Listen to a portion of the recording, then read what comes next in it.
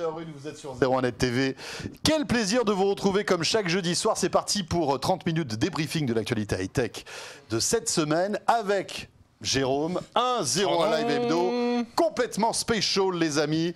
Vous allez voir, eh bien c'est un 01 Live Hebdo complètement d'actualité. Et oui, car l'actualité, elle est là. Regardez, hop là.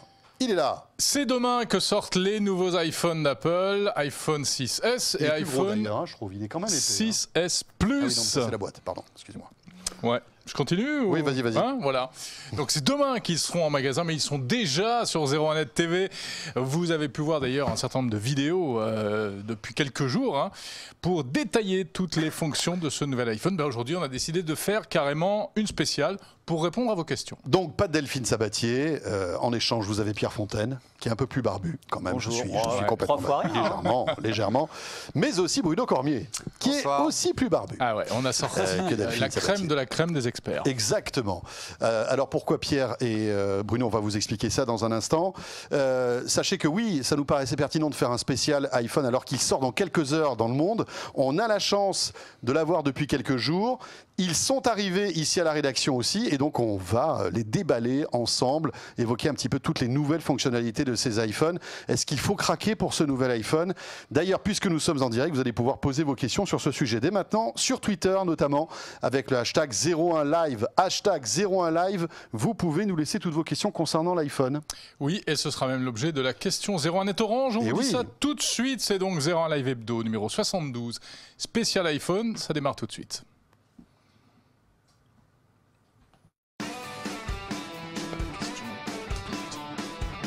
Je l'ai pas, excuse-moi. Je l'ai pas. Il sait pas où il habite, je l'ai pas.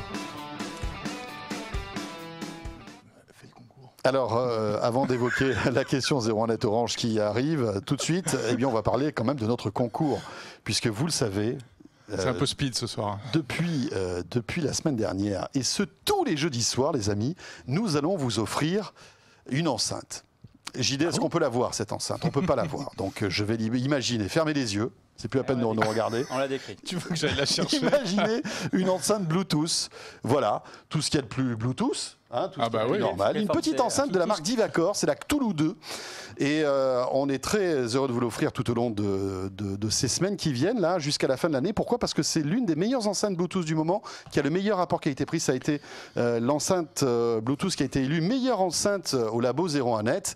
Et donc, à cette occasion, encore une fois, il y en a une à gagner. Le concept est toujours le même du jeu. C'est très simple. Il suffit. JD, c'est bon? Alors on y va. Regardez là, elle est là, la Cthulhu. Elle va apparaître tout de suite. Elle est où la Cthulhu? Voilà, c'est celle-ci.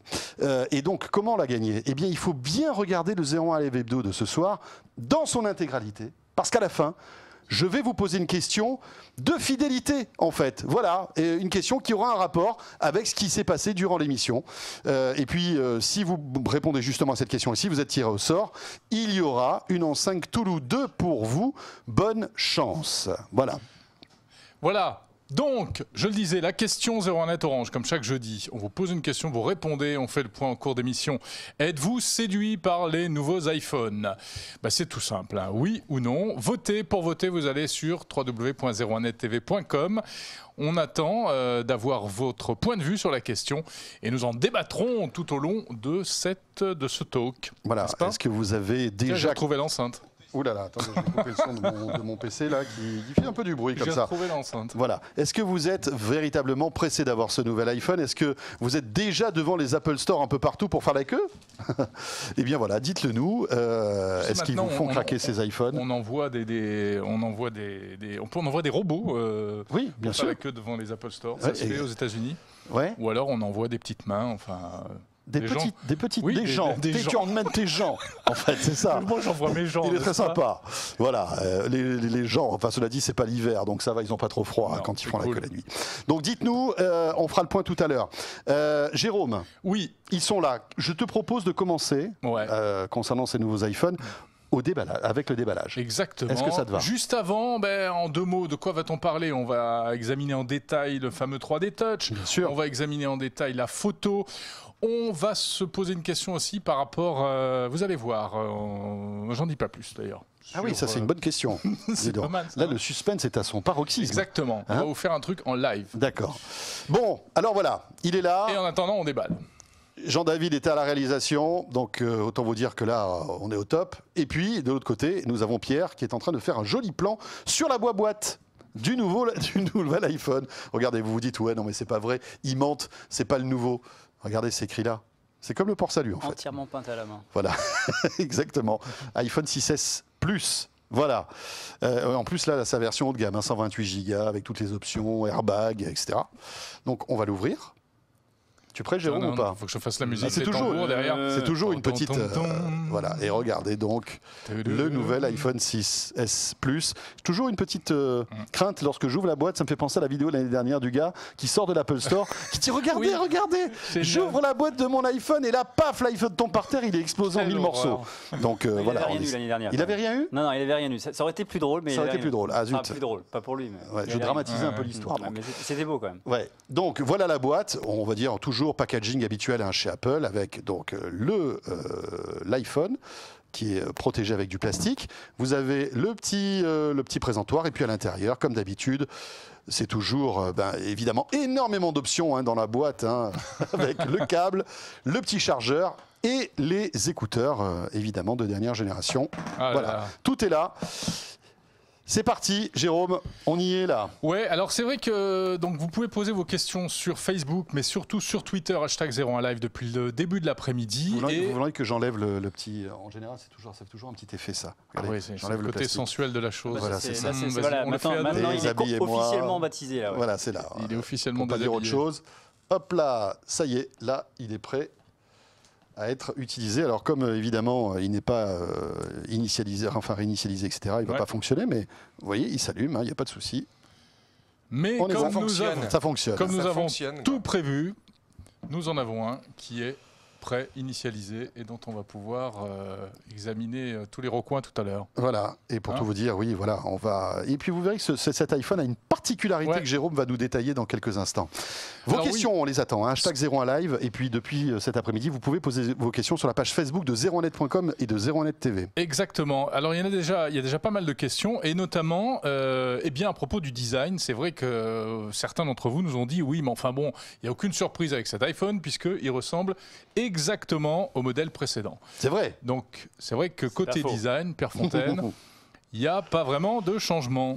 Non, mais alors oui, c'est effectivement, il n'y a pas vraiment de changement. Il y a un tout petit gain en épaisseur, en hauteur, 0,1, 0,2 mm de ci, de là. Il est un tout petit peu plus gros Voilà, en fait. ouais, Hein. à cause de la technologie 3D Touch, Ouais. dont on parlera plus tard. Donc elle nécessite plus d'épaisseur, Voilà, en fait, oui, c'est ça. En hein. fait, ça rajoute en fait, le capteur de pression rajoute une couche sur toute la surface de l'écran. Donc forcément, ça fait un peu plus d'épaisseur. Donc l'écran est un petit peu plus bombé que le 6 normal ou Il pas? n'est pas bombé, mais il y a juste plus d'épaisseur. Donc il a D'accord. fallu gagner un petit Ok. peu d'épaisseur au niveau du boîtier, quoi. Le Donc, poids alors le poids, en revanche, c'est un peu plus. Ouais, on le sent, hein, C'est 20 grammes, 20 et 14 grammes. 14 grammes pour le 6S et 20 grammes pour le 6S Plus. Donc bon, c'est pas. C'est pas énorme, mais bon, c'est pas 20. énorme, mais bon, pour un smartphone, ça se sent. un petit Quand peu, vous voilà. supposez les deux, vous sentez les 20 grammes. Ouais, hein. on le sent bien, surtout pour Ouais. le 6S normal, on sent bien quand même qu'il est quand même nettement plus lourd que Ouais. le 6. D'accord.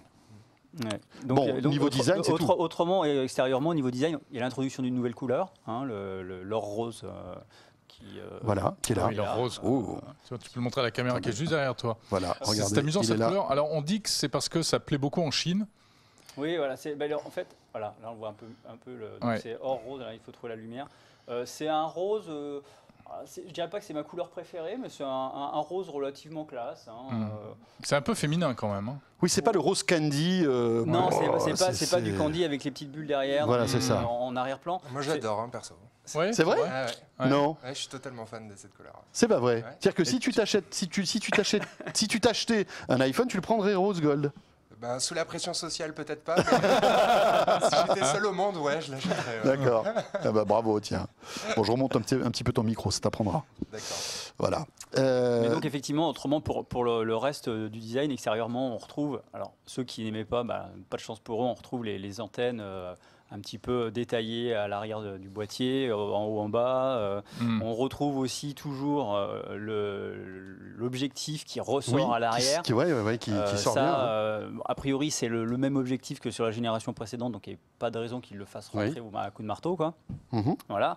Et puis effectivement, on est dans une année en S, et on sait que les années en S chez Apple, on rajoute des fonctions, on peaufine la génération précédente, mais on ne change pas le design. Et effectivement, vu que chez Apple, le design est très souvent on assimile le design à l'innovation, on se dit, il n'y a pas d'innovation quand il n'y a pas de changement de design.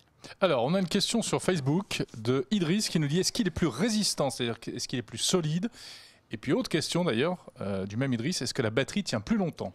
Alors, est-ce qu'il est plus résistant? J'avoue que je ne me suis pas amusé à sauter à pieds joints dessus.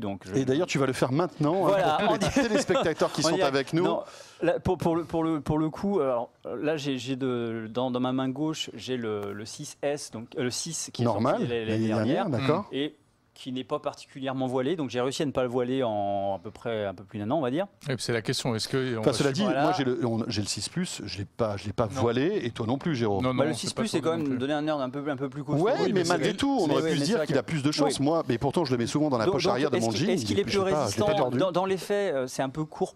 Un peu court pour le dire. Moi, j'ai pas fait d'effet de torsion en étant tout rouge. Je pense qu'il va y avoir 2-3 abrutis sur le web qui vont le faire, non, quand même. Je laisse ça aux fans sur le web qui vont s'amuser à le faire. Mais Pierre, en revanche, effectivement, il y a une chose qui a changé, c'est l'aluminium utilisé. Ce qui est censé être plus résistant, c'est l'aluminium série 7000, c'est-à-dire le même aluminium que celui qui a été utilisé pour les watches qui ont été introduites l'année dernière. D'accord. Donc en théorie, il a un matériau plus résistant. Voilà. Mais après, effectivement, on a au labo pas de test de résistance où on appuie et on essaie de le plier. Et je me suis pas amusé à le faire parce que. Sachant qu'il est un peu plus épais avec effectivement un nouveau matériau et a priori il est plus résistant, mais il est aussi plus lourd. Ça veut dire que pendant les chutes, il encaissera plus d'énergie. Donc ah oui, donc il sera peut-être plus fragile. Voilà. Alors moi j'étais avec les gens d'Apple cet après-midi et officiellement. Ils disent quand même que l'écran est plus solide. Le verre aussi, c'est un nouveau verre ionisé. Je voulais en venir. Le verre est plus solide. Le verre est plus costaud. Une fois encore, c'est les allégations d'Apple. On va tendance à les croire parce qu'il n'y aurait pas de raison qu'ils mentent. Mais là, ils nous ont pas dit 18% plus costaud. Ils n'ont pas sorti leur pourcentage. Non. Ils aiment bien sortir les pourcentages, mais genre 26 ou 18. Ouais, voilà, c'est ça. Mais ils auraient pu dire 18% plus résistant que l'iPhone 6. Ils nous ont pas sorti ça. Donc ils sont pas sûrs en fait. Donc on ne sait pas. Une fois encore, ça sera à l'usage. Il est vrai, même si Apple a beaucoup minimisé la chose qu'il y avait avec la génération précédente des iPhones qui se courbaient un petit peu bizarrement, sans forcément que les gens sucent en haut devant une caméra pour que ça arrive. Donc on verra une fois qu'il sera arrivé sur le marché, parce que quand on a des unités de prêt de tests comme ça, on ne s'amuse pas à sauter dessus, à faire à le forcer. On verra quand il arrivera sur le mass market, quand tout le monde en aura, il y aura forcément peut-être des cas qui ressortiront de produits défaillants. Mais ça, c'est à voir plus tard. Et puis pour la deuxième partie, pour l'autonomie, ça c'est quand même le nerf de la guerre, on est d'accord. On a, alors il y a plusieurs tests qui sont faits au sein du laboratoire. Il y a le test d'autonomie en surf, 3G, 4G. Il y a l'autonomie en vidéo. Il y a l'autonomie en communication. Et il y a un test d'autonomie qui est polyvalent, qui est on va dire beaucoup plus gourmand en énergie et je trouve plus proche de la réalité de l'usage qui mixe un peu tout ça. Oui, parce qu'il faut savoir en fait que il y avait un problème, c'est que tester les smartphones en lecture vidéo, c'est pas assez parce qu'un smartphone en lecture vidéo, même en Full HD et tout ça, il dépense absolument aucune énergie. Le processeur, il a tout. Il y a que l'écran en fait pour décoder la vidéo et il fait aucun effort. C'est optimisé par les fabricants en plus, surtout chez Apple. On voulait absolument que le processeur fonctionne comme quand on utilise une appli. C'est-à-dire checker des mails, lancer des petits jeux, etc., regarder des photos. C'est le principe de l'autonomie polyvalente. Voilà. Donc, alors, pourquoi je précisais ces différents types de tests, c'est que le 6S a eu s'est pris les pieds dans le tapis en communication. Il a 9h21, je crois, ce qui n'est pas terrible. Alors ça, c'est un mystère. Et on a refait le test et on est retombé à 1 ou 2 minutes près, dans le même clou. D'accord, donc c'était pas une erreur du test. On sait pas pourquoi. Malgré le mode économie d'énergie là, qui est censé se déclencher automatiquement en plus. Qui déclenche à partir de 20% de batterie. Oui, mais là, on gagner 1 heure d'après. Là, en l'occurrence, mais là c'était en communication. Donc, en l'occurrence, on ne s'explique pas ce raté, mais par ailleurs, sur les tests polyvalents, qui, à mes yeux, ont pas plus de valeur, mais sont plus proches de la réalité, il y a un gain en autonomie, effectivement, par rapport aux générations précédentes. Il y a un net gain en autonomie entre le 6 et le 6S, surtout. D'accord. Le 6 et le 6S, il y a un très fort gain en autonomie polyvalente. Alors que la batterie est plus petite. Est un peu plus petite, et le processeur plus puissant. Et donc là, effectivement...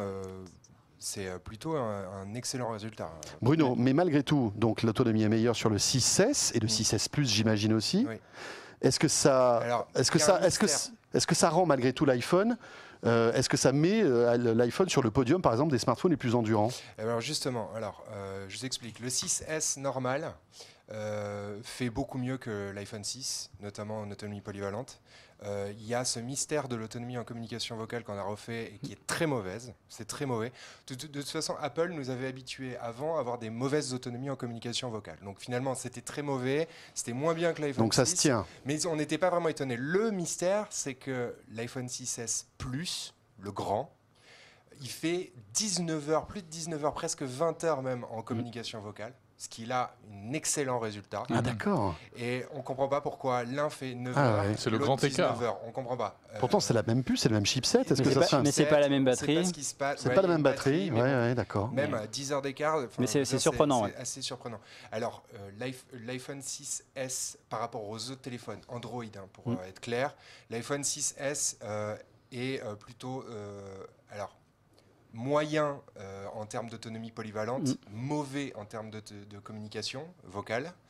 L'iPhone 6S Plus est plutôt, je dirais, plutôt dans les bons, voire les très bons. Voilà. Donc il fait presque 8 heures en autonomie polyvalente. Donc ça commence à devenir bon. Le meilleur, c'est qui, par exemple, en ce moment, actuellement? Alors on a du plus de 9 heures. D'accord. On a du plus de 9 heures en autonomie polyvalente. Alors c'est le Orange Fova, Nura là. D'accord. Et alors le problème, c'est que c'est un téléphone qui n'est pas du tout puissant. Oui, bien sûr, voilà. Oui. Et puis non, mais on a quand même bien sûr les Galaxy S6. Les Galaxy S6 qui sont mais il est meilleur. Ah, il est meilleur. Le Galaxy S6 est meilleur en autonomie que l'iPhone. Même l'iPhone 6 Plus. Oui, même que l'iPhone 6 Plus en communication et en autonomie polyvalente et même en lecture vidéo. J'ai les chiffres précis juste pour donner les chiffres. Le Galaxy S6 Edge Plus, il a 9h01 minute en polyvalente, alors que l'iPhone 6S est à 7h13. Donc on a, il y a 1h45 quand même. C'est beaucoup. Mais après, effectivement, il y a une chose qui... Ça n'excuse pas les choses, mais par exemple, le téléphone de Samsung a une batterie de 3000 mAh, alors que le 6S a une batterie de 1715 mAh. Ouais. Donc, mais à la limite, ça c'est le problème d'Apple, c'est pas le problème du consommateur. Ce qui est intéressant, c'est de se dire que malgré cette énorme différence, il y a un travail d'optimisation qui compense. Après, effectivement, quand le téléphone est mort... On imagine un iPhone avec une batterie de 3000 mAh, on aurait une autonomie de 2 jours. On en rêve un peu toujours. Voilà, c'est ça. Alors, les chiffres de batterie, avec l'expérience... Les chiffres de batterie, il faut les prendre avec beaucoup de parcimonie parce que on est en train de se rendre compte. Les amis, il faut qu'on avance. Il faut qu'on avance parce que très révélatrice. On a répondu à la question. Oui, mais il y a plein d'autres choses à dire. On se fait un petit tour du côté de la question orange. Allez, on y va. Êtes-vous séduit par les nouveaux iPhones, les amis? Est-ce qu'ils vous font craquer ces nouveaux iPhones? Allez-vous être les premiers à les réserver, à les acheter? Eh bien, voici la tendance à 18h19. Non à 53%. Oh là là, ça vous branche pas. C'est quand même assez. Moi, je trouve que c'est quand même assez serré. Ça veut dire quand même il y a 46,9% qui on n'est pas loin du 50-50. Voilà, à acheter peut-être ces nouveaux iPhones. Bon, continuez. C'est sur 01nettv.com sur la page donc la home de 01net TV, sur la home où d'ailleurs vous pouvez participer à notre concours pour remporter cette enceinte Cthulhu 2 de chez Divacor que nous vous offrons, une enceinte Bluetooth très sympa qui a été élue comme l'une des meilleures enceintes Bluetooth du labo 01net. La meilleure. Même. Voilà, la meilleure. Pour tenter votre chance, il suffit de répondre à la question qu'on vous pose actuellement sur le site de 01net TV. C'est une question en plus qui est évidente là si vous regardez l'émission actuellement. Voilà, là c'est clair. Et si vous êtes tiré au sort, vous la remporterez. Puis dans quelques minutes, je vous communiquerai le nom de notre gagnante de la semaine dernière, puisque nous avons une gagnante. Nous allons entrer dans le dur du dur, c'est-à-dire ce qui constitue vraiment la nouveauté de ces iPhones. La fameuse fonction 3D Touch. On a des questions sur Facebook. Brice nous demande, est-ce que c'est vraiment utile au quotidien ? Théo qui nous demande si c'est révolutionnaire ou si c'est juste un gadget. Donc, en 2 mots, on le rappelle, le 3D Touch, c'est le fait que maintenant, lorsqu'on appuie plus ou moins fort, on fait des choses qu'on ne faisait pas avant. En fait, le 3D Touch, c'est comme on le disait tout à l'heure, il y a un capteur de pression qui est sous la dalle, sous la partie tactile, et qui gère un peu la pression. C'est-à-dire quand on appuie, ces capteurs vont savoir qu'on a non seulement on met un contact, parce qu'avant, grosso modo, on gère un contact, là, on appuie, donc il y a une pression. Ça rajoute, le nom le dit bien, une sorte de 3e dimension. Quoi. Oui, un genre de profondeur. On appuie, donc on a de nouvelles interactions, parce que non seulement on est en contact avec son écran, mais on gère une pression sur différents niveaux. Alors, qu'est-ce qu'on peut faire avec concrètement ? Par exemple... sans rentrer trop dans le détail, parce qu'il y a une vidéo où tu expliques tout très bien à voir sur ZeroNet TV. En fait, on va dire dans les grandes lignes, il y a 2 types. Il y a 2 types d'interactions. Il y a ce qu'Apple appelle les quick action. Grosso modo, c'est quand on utilise un raccourci. Par exemple, je veux téléphoner, plutôt que de lancer mon application téléphone, j'étais allé sur la messagerie vocale, il faut que j'aille dans mes favoris. J'enfonce mon doigt sur l'icône téléphone. Ouais. Et là, j'ai 3 favoris qui apparaissent et je peux téléphoner. Pareil pour la photo, on le voit. Ça, c'est vraiment bien pour la photo. Pour la photo, on peut directement, quand on appuie sur l'icône de l'appareil photo, on a un raccourci vers les selfies, vers ses favoris, etc. Quand on utilise Plan, on appuie et on peut directement demander un itinéraire de là où on est vers sa maison, si on a rentré évidemment les coordonnées de sa maison dans sa fiche contact. C'est plein de petites choses, donc les quick actions qui vont entre guillemets faciliter la vie. Après, il y a un aspect prévisualisation, jeter un coup d'œil. Par exemple, quand on est dans ses mails, on a son fil de mail, on appuie sur un mail une première fois, le mail va s'ouvrir dans une forme de prévisualisation. Soit on le regarde comme ça ne nous intéresse pas, on lâche la pression, il se referme. Soit on fait glisser le doigt vers le haut, et là on va avoir une série d'actions qui nous seront proposées, le forwarder, etc. Soit on appuie encore un petit peu plus, et dans ce cas-là on ouvre le mail complètement, et dans ce cas-là on peut y répondre, etc. J'avoue que c'est quand même très très bien foutu. Alors voilà, gadget c'est vrai. ou révolution. Alors Bruno Cormier qui est plutôt Android, là franchement on a l'impression qu'il va aller demain à l'Apple Store s'offrir un iPhone. Non, c'est vrai, tu trouves ça bien ? Ah ouais, je trouve ça très pratique. Le coup des mails, c'est vraiment sympa. Et alors ça n'existe pas dans le monde Android, ça encore. Alors attendez les gars, je vais vous expliquer. Alors, il y a un téléphone chinois. La petite anecdote incroyable, c'est que en fait, cette technologie de pression en fait, et de deuxième action par pression sur l'écran, elle existait il y a 2 ans, voire 3 ans même, inventée par Fujitsu. Et vous savez, Fujitsu fait des smartphones au Japon et fait des smartphones en Europe, mais plutôt des smartphones pour les seniors. Et dans un smartphone qui s'appelle le S01, je crois que c'est son petit nom. Très sympathique d'ailleurs. Voilà, donc c'est un smartphone pour les seniors. Et en fait, les seniors, ils ont des problèmes avec les écrans tactiles. Des fois, ça clique, ils ne comprennent pas. Alors, oui, il n'y a pas de retour de force. Voilà, en fait. On ne sait pas sur quoi on appuie. C'est que, en fait, le premier niveau de pression tactile classique, c'était pour déplacer les menus et faire s'highlighter, en fait, s'allumer les cases qui se touchaient, et tout ça. Et ensuite, il fallait appuyer un petit peu plus fort avec justement un retour haptique pour pouvoir activer et effectivement appuyer sur le bouton. Et en fait, ça simplifiait la vie des seniors qui ne savaient pas. On le voit d'ailleurs sur Fujitsu. Génial. Simplifier la vie des seniors qui ne savaient pas. Jean-David le magicien. À peu près la même interface d'ailleurs. S'ils appuyaient sur quelque chose ou pas. Oui, c'est vrai. Et puis au niveau design aussi. Parce que OMWC, pour la petite anecdote, il y a 2 ans, au Salon de Barcelone, j'étais invité chez Fujitsu et ils me présentent ça et je leur dis mais c'est absolument génial ce truc. Mais il ne faut pas le faire juste pour les seniors, il faut le faire pour tous les smartphones. Faites des smartphones avec cette technologie. Mais est-ce que tu crois que c'est la même techno ? Derrière, il y avait Phil Schiller qui passait. Et en fait, ils me regardaient comme ça, ils me disaient ah bon, vous trouvez ça génial et tout. Bah ouais, c'est génial. Bon, bref. Et 3 ans après, Apple le sort et on fait un événement mondial. Alors chez Fujitsu, c'est très basique. Il y avait 2 niveaux de pression. C'était pas aussi sensible que chez Apple. Mais c'était il y a 3 ans. Voilà, c'était il y a 3 ans. Mais ça marchait très bien. Ça marchait super bien. Vraiment, je me suis amusé avec pendant très longtemps et tout. Alors donc, effectivement, c'est pas une technologie qui est nouvelle, c'est une technologie qui existait avant, mais que Apple, effectivement, quel est le talent d'Apple dans cette histoire ? C'est de savoir ceux qui prennent cette technologie et ils disent on va faire quelque chose de sympa avec. Voilà. Alors, et Bruno, je t'arrête parce qu'on était à Berlin, on a assisté à la conférence de presse de Huawei avec son Mate 7. Non, son Mate S. Mate S, oui. Et alors là, bim bam boum, on nous sort Force Touch. Voilà, Force et là, on Touch. s'est dit, c'est pas vrai, ils vont être plus rapides qu'Apple. Est-ce que Force Touch de Huawei, qui n'existe pas encore, c'est la même technologie que le 3D Touch d'Apple? Alors déjà, on n'a rien vu du tout à la conférence. Il y avait une petite démo, mais bon, c'était un peu discretos. Force Touch, en fait, c'est l'équivalent de ce qu'il y a sur le pavé tactile du dernier MacBook d'Apple. Donc c'est un genre de retour haptique très précis qui simule des clics ou simule quelque chose. C'est ça en fait, mais c'est pas le 3D Touch des iPhone 6S. Donc ils avaient anticipé que Apple ferait du Force Touch. En fait, ils ont fait du 3D Touch. Donc, en fait, à mon avis, ils ont un peu mal anticipé le truc. Mais bon, toujours est-il que chez Huawei, sur le Mate S, c'est une version spéciale du Mate S qui doit l'avoir. Mais bon, est-ce que ça sera commercialisé? On ne sait pas. Les amis, à propos de ce 3D Touch, on avait une question il y a quelques jours sur Twitter. Est-ce que ça marche aussi si on met, vous savez, les vitres de protection sur l'iPhone, parce que ça se fait de plus en plus, c'est des vitres en verre, parce qu'on sait qu'ils se cassent facilement. Donc, eh bien, on est allé en acheter une. C'est vrai. On est allé en acheter une, François, de vitre de protection. Et je vous propose qu'on essaye, ici même, en live. Donc, continuez à parler, je vais installer la vitre et on va voir ce que ça donne. Est-ce que le 3D Touch fonctionne toujours? Bon, là, il y a un suspense qui est terrifiant. Bon, autre question, vous êtes très nombreux à nous poser, Pierre et Bruno, c'est l'appareil photo qui évolue, j'allais dire enfin chez Apple, parce que depuis l'iPhone 4S, on avait du 8 mégapixels. D'ailleurs, le saut qualitatif entre l'iPhone 4 et 4S avait été monstrueux. C'était l'un des tout premiers téléphones avec lequel on pouvait faire de belles photos. Et puis, depuis le 5, le 5S, le 6, on était resté à 8 mégas, alors que les concurrents Android ont dépassé allègrement ce seuil. 12, 16, 20 mégapixels pour certains. Je ne parle pas de la technologie de Nokia qui montait à plusieurs dizaines de mégapixels. Pierre, 12 mégapixels sur l'iPhone, est-ce que ça change tout dans le domaine de la qualité de la photo?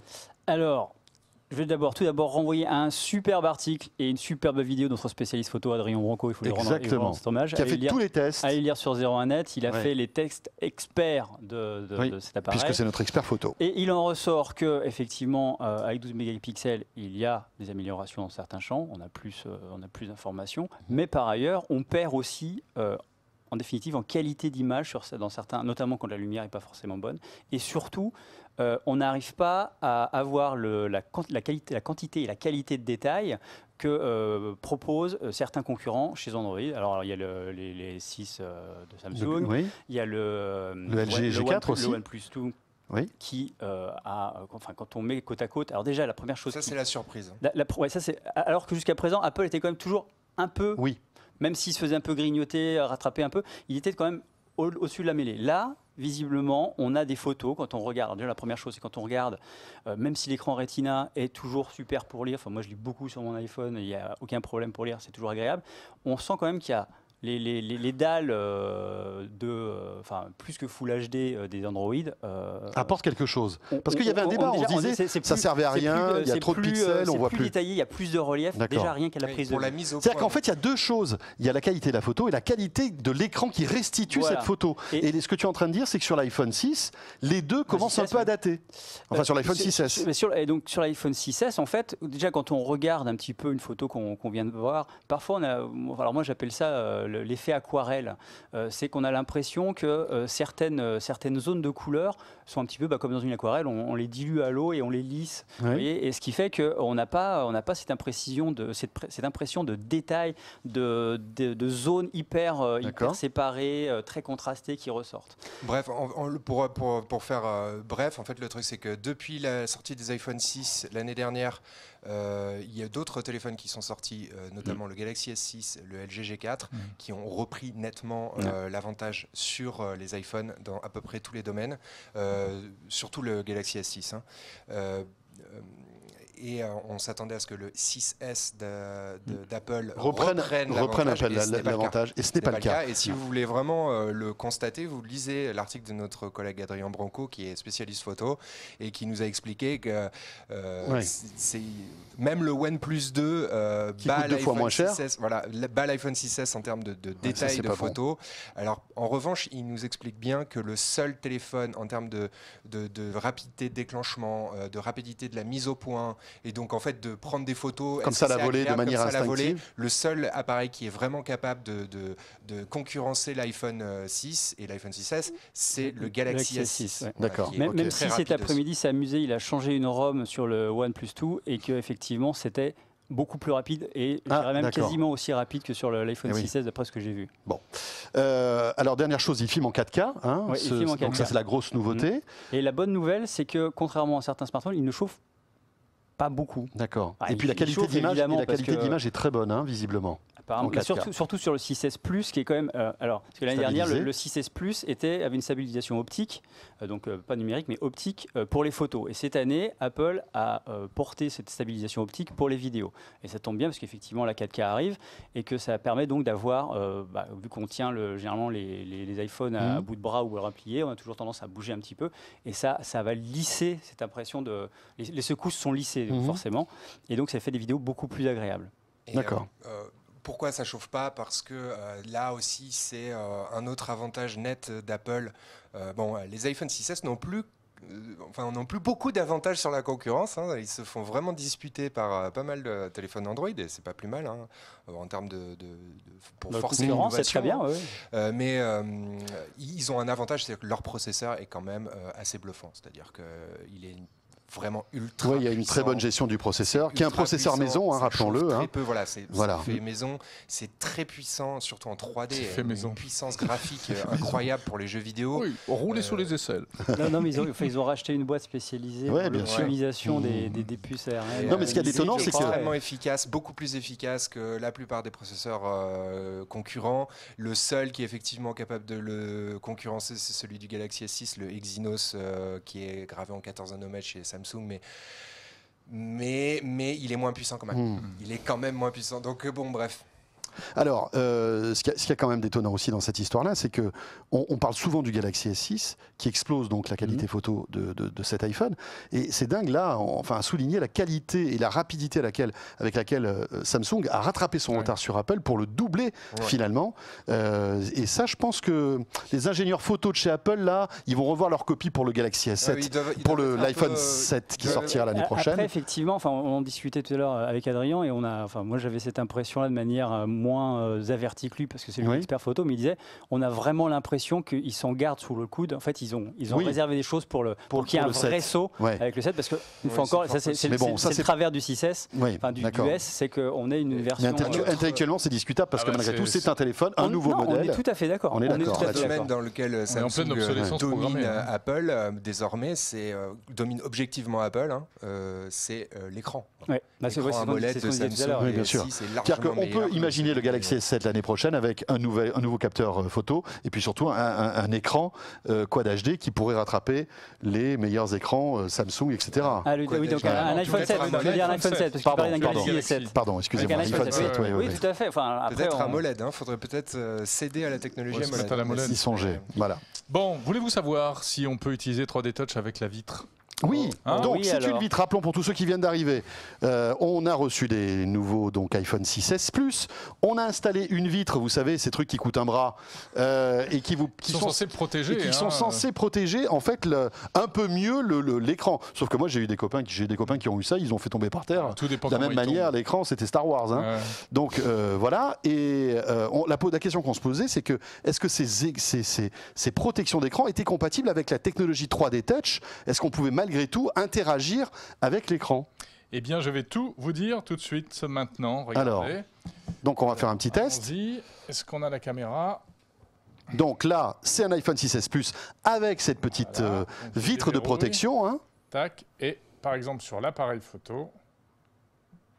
Et ça marche. Ça marche. Voilà.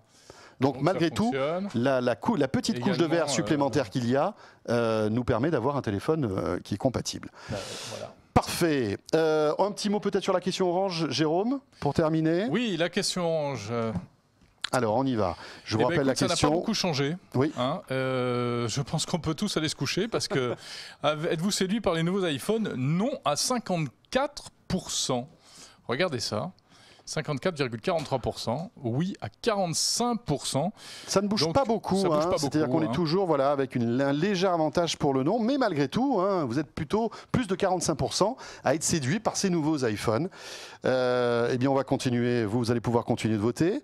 Un mot sur le jeu, puisque je vous rappelle que chaque jeudi soir dans ce 01 Live 2, on vous offre une enceinte Bluetooth. La voici, elle est juste là, c'est la Cthulhu 2 Divacor, élue meilleure enceinte Bluetooth du labo 01net. Et la semaine dernière, nous en avons mis une en jeu, et je salue Anne Bonne qui a joué avec nous et qui a été tirée au sort. Bravo Anne. Tu vas recevoir donc d'ici quelques jours cette enceinte Cthulhu 2. Il y en a toutes les semaines jusqu'à la fin de l'année. Donc là, on en remet une autre en jeu. Comment remporter cette enceinte? Il suffit tout simplement de répondre à la question qu'on vous pose actuellement sur 01nettv.com. Il y a la question orange, mais il y a aussi un petit module avec une question. C'est une question de fidélisation, c'est-à-dire que vous regardez ce live, obligatoirement vous allez avoir la réponse. Vous nous donnez votre réponse et si vous êtes tiré au sort, vous recevrez cette Cthulhu 2 dans quelques jours. Et vous avez jusqu'à la semaine prochaine pour jouer. Et tu sais quoi, François, tu fais des cadeaux, je vais en faire aussi. C'est vrai? Est-ce que je peux ajouter mon cadeau? Allez, on y va. Notre deuxième cadeau, plus exactement. On vous offre un livre aujourd'hui. Ouh là là, il est bien ce livre. Ouais. Alors bon, c'est un petit peu intéressé parce que voilà, c'est un livre que nous avons commis, François, moi, également Yasmina Lecomte. Livre consacré aux objets connectés, ces objets connectés qui vont changer notre vie. Voilà, on fait un peu de promo. On n'est jamais si bien servi que par soi-même. Allez, on vous l'offre ce bouquin, comme ça vous saurez tout sur les objets connectés. Hop, il est là. Voilà. Bon, voilà, c'est vrai que les objets connectés aujourd'hui ils sont partout dans notre vie. Et voilà, c'est toujours intéressant de faire le point sur tout, en fait, tous les environnements, tous les objets connectés qui sont disponibles actuellement, les tendances aussi. Donc, vous retrouverez ça dans ce livre paru aux éditions First. Donc, on l'offre avec l'enceinte Cthulhu 2 pour la semaine prochaine. Exactement. Donc, allez-y. Et puis, si vous êtes gentil, on fera même une petite dédicace. Voilà, comme ça sera la totale. Alors bon, on a un petit peu débordé, mais c'est vrai qu'on a encore plein de sujets à aborder concernant cet iPhone 6S qui vient de sortir, mais on voulait, avant tout le monde, vous le montrer avec les vidéos de Pierre qui sont disponibles sur 01net TV, mais aussi avec ce live et répondre à quelques-unes de vos questions. Malheureusement, on n'a pas pu répondre à toutes vos questions. Il y a eu beaucoup de questions à la fois sur Twitter, sur Facebook. Il y a eu des questions notamment, tiens, très brièvement, on peut l'évoquer quand même, c'est le prix qui explique peut-être d'ailleurs les réponses. Oui, bien sûr. Les prix restent très élevés. Toujours stratosphérique. Plus élevé que l'année dernière. Ouais. Un tout petit peu, enfin 10 €. Et puis moi, toujours ce scandale du 16 Go, moi ça passe pas. Franchement, aujourd'hui sortir un téléphone à 700 € avec 16 Go de mémoire. Et en plus, c'est censé filmer en 4K. Quand on filme en 4K, je trouve que c'est une hérésie marketing de la part d'Apple. 375 mégaoctets par minute en 4K. Enfin voilà, mais c'est un truc. Ça va assez vite pour remplir 16 Go. Voilà, comment peut-on offrir encore 16 Go sur un téléphone qui se veut haut de gamme? Je trouve vraiment ça assez étrange. L'iPhone, les nouveaux iPhone 6S, 6S Plus, on y revient demain matin sur 01net TV avec un grand test. Et le test complet à découvrir en vidéo. Et puis il y a évidemment toutes les vidéos de Pierre Fontaine, d'Adrien Branco à voir et à revoir sur 01nettv.com. Et la discussion se poursuit bien sûr sur Twitter avec le hashtag 01live. Vous pouvez encore nous laisser vos petits messages. Et puis bien sûr sur la page Facebook de 01net et de 01net TV. La semaine prochaine, on parlera de Google, Jérôme, parce que tout à l'heure, j'ai vu un petit message en disant oui, vous parlez tout le temps d'Apple, on parle jamais de Samsung. Alors, je tenais quand même à vous rappeler qu'à l'occasion de la sortie du Galaxy S6, on avait fait une émission spéciale Galaxy S6. On en avait parlé longuement, donc il ne faut pas avoir la mémoire courte. Voilà, on parle de toutes les technologies, de tous les constructeurs ici, et donc normalement d'Apple. Et voilà. Et la semaine prochaine, donc un spécial Google, puisque Google va annoncer mardi prochain ses nouveaux Nexus, et à cette occasion, on vous proposera une grande soirée live pour les découvrir en même temps que vous. C'est la Nexus. Keynote Google à suivre en live mardi soir prochain à partir de 19h, c'est ça? 18, 19? Alors là, tu me poses une colle. Voilà, mais ça sera le soir. On vous enverra des petits messages via Twitter pour avoir l'heure exacte. Merci de nous avoir suivis. Merci à Jean-David et Pierre qui étaient à la technique ce soir. On se retrouve très vite sur 01net TV. Salut à tous. Bye.